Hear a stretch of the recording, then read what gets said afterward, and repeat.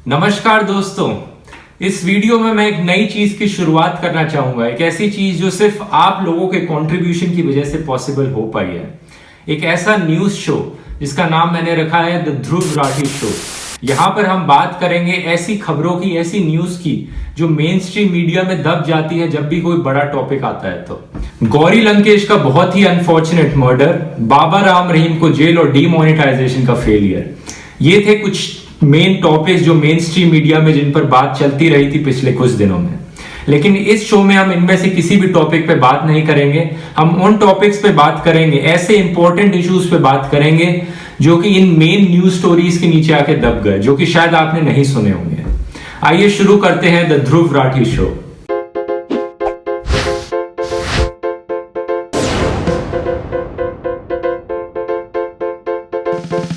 दोस्तों, आपने सुना होगा कि कैसे नए 200 और 50 के नोट मार्केट में आए हुए हैं, लेकिन जो शायद आपको नहीं पता होगी चीज वो ये है कि इन 200 और 50 के नोट्स को काउंटरफीट करना, फेक करना ज्यादा आसान है पुराने नोट्स के कंपैरिजन में। आरबीआई ने कहा ये ऐसा इसलिए है क्योंकि उन्हें प्रोडक्शन कॉस्ट को कम करना पड़ा, क्योंकि जो डीमोनेटाइजेशन हुआ था उसमें 2000 और 500 के नोट इतने ज्यादा प्रिंट हुए थे, तब इतना ज्यादा पैसा उन्हें स्पेंड करना पड़ा था इनकी प्रिंटिंग में। अब उनके पास इतना पैसा नहीं था तो उन्हें अब प्रोडक्शन कॉस्ट को कट करना पड़ा पैसे कम करने के लिए।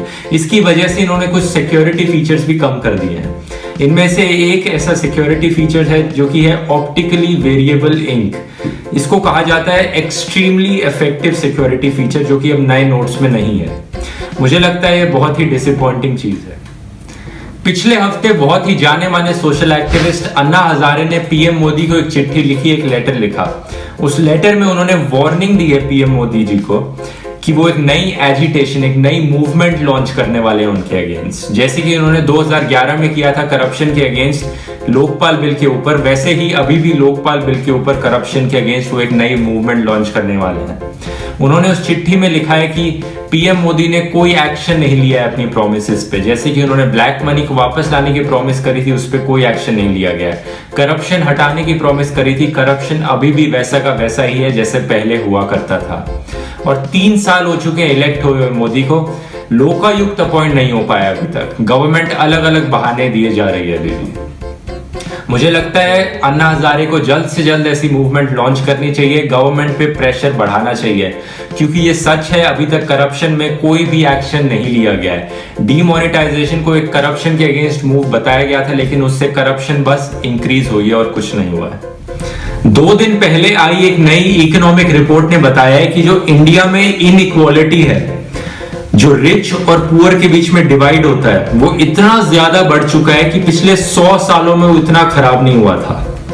टॉप 1% लोग इंडिया में अब 22% सारे इनकम को ले जाते हैं। इतनी बेकार इनइक्वालिटी आखिरी बार 1922 में हुई थी दोस्तों, जब ब्रिटिश राज रूल करता था इंडिया पे, ब्रिटिशर्स रूल करते थे। अब 2017 में उतनी ही बेकार इनइक्वालिटी है जितनी ब्रिटिश राज के टाइम पे थी, तो इसको एक बिलियनियर राज भी कहा जा सकता है। अब 1980 में ये इनइक्वालिटी सबसे कम हो गई थी, जब सिर्फ 6% इनकम टॉप 1% लोग ले जाते थे। बहुत ही खराब न्यूज है ये दोस्तों। इससे पता लगता है जो भी इकोनॉमिक ग्रोथ हो रही है इंडिया में, उसका जो सारा एडवांटेज है वो सारे टॉप के 1% अमीर लोग ले जाते हैं, और जो गरीब लोग हैं इंडिया में उनको कुछ नहीं मिल पाता है, वो बस ज्यादा टैक्स पे करते रह जाते हैं मिडिल क्लास लोगों की तरह। ये चीज एक पुरानी रिपोर्ट ने, पिछले साल की रिपोर्ट ने भी कंफर्म करी थी। इंडिया पूरी दुनिया की 2nd मोस्ट अनइक्वल कंट्री है। एक और रिपोर्ट दोस्तों 6 सितंबर को आई थी यूनियन होम मिनिस्ट्री की तरफ से, जिसने बताया कि डीमोनेटाइजेशन के बाद जितनी भी नकली करेंसी, फेक करेंसी पकड़ी गई है, उसमें से 40% गुजरात में पाई गई है।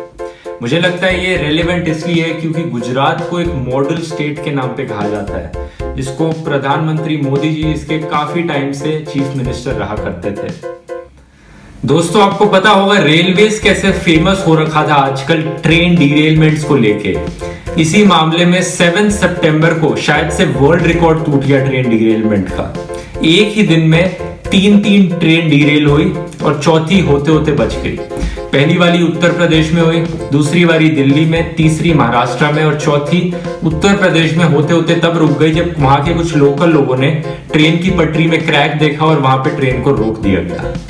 अब ये ट्रेन डिरेलमेंट हो क्यों रही है, इसका आखिर मेन रीजन क्या है और इन्हें कैसे सॉल्व किया जा सकता है, मैं ये आने वाले वीडियो में बात करूंगा इसके बारे में। लेटेस्ट खबर उत्तर प्रदेश से है दोस्तों, जहां पे प्राइमरी स्कूल के बच्चों को फोर्स किया गया कि वो संडे को स्कूल अटेंड करें क्योंकि हमारे प्रधानमंत्री जी का बर्थडे है उस दिन। वो जबरदस्ती स्कूल जाए संडे को और सेलिब्रेट करें उस बर्थडे को। मुझे लगता है ये बहुत बहुत डिसअपॉइंटिंग चीज है। ऐसी चीजें डेमोक्रेटिक कंट्री में मैंने तो आज तक होती हुई सुनी नहीं कि एक एग्जिस्टिंग पीएम का बर्थडे सेलिब्रेट करने के लिए जबरदस्ती बच्चों को स्कूल में बुलाया जाए और सेलिब्रेट करवाया जाए। वो कोई फ्रीडम फाइटर तो है नहीं या फिर कोई पुराने पीएम जो मर गए हो, एग्जिस्टिंग पीएम के टाइम पे ऐसा हो रहा है। ऐसी चीजें मैंने सिर्फ नॉर्थ कोरिया जैसी कंट्रीज में होते हुए सुनी है, जहां पे एक प्रॉपर डिक्टेटर रूल करता है, किम जोंग उन, वो कर सकता है ऐसी चीजें। आपको क्या लगता है इसके बारे में, आप कमेंट्स में लिख के मुझे बता सकते हैं।